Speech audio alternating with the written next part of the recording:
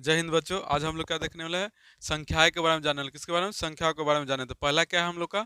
पहला आपका है प्राकृत संख्या। क्या है? प्राकृत संख्या। क्या है आपका?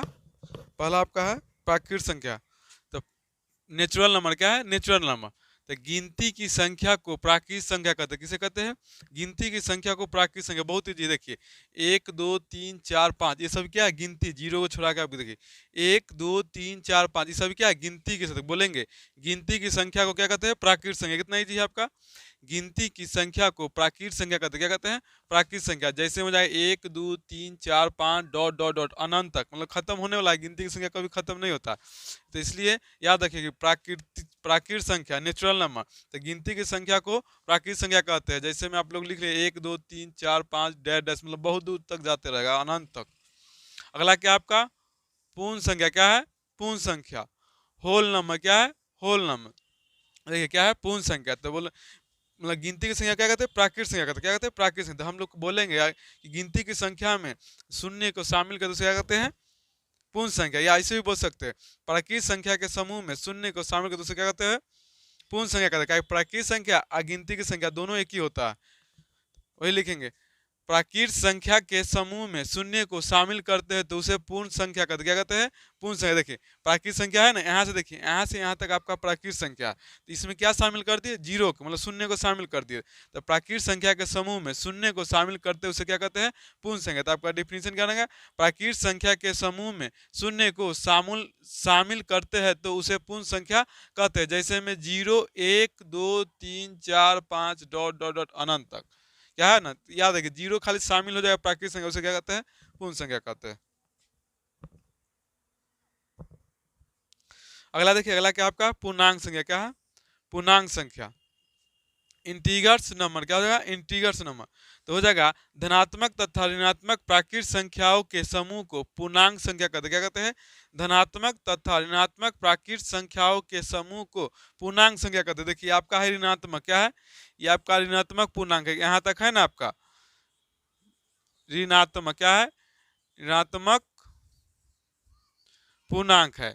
आइए आपका यहाँ से 1 से लेके आपका हो जाएगा 5 तक धनात्मक पूर्णांक। क्या है? धनात्मक पूर्णांक। देखिए यार जीरो क्या है? जीरो क्या है? तो जीरो आपका ना धनात्मक है ना ऋणात्मक। तो जीरो क्या हो जाएगा सर? तो आपका हो जाएगा उदासीन हो जाएगा। क्या हो जाएगा? उदासीन। इस पर कोई चार्ज नहीं, उसी को भी उदासीन बोलते हैं। तो याद रखिए। देखिए क्या है? ऋणात्मक सॉरी धनात्मक तथा ऋणात्मक प्राकृत संख्या के समूह को क्या कहते हैं?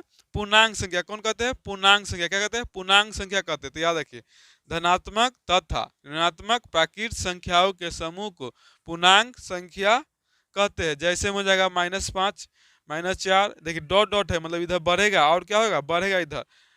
-5 -4 -3 -2 -1 0 1 2 3 4 5। तो याद रखिए धनात्मक पूर्णांक है आपका, ऋणात्मक पूर्णांक है, ये आपका उदासीन है।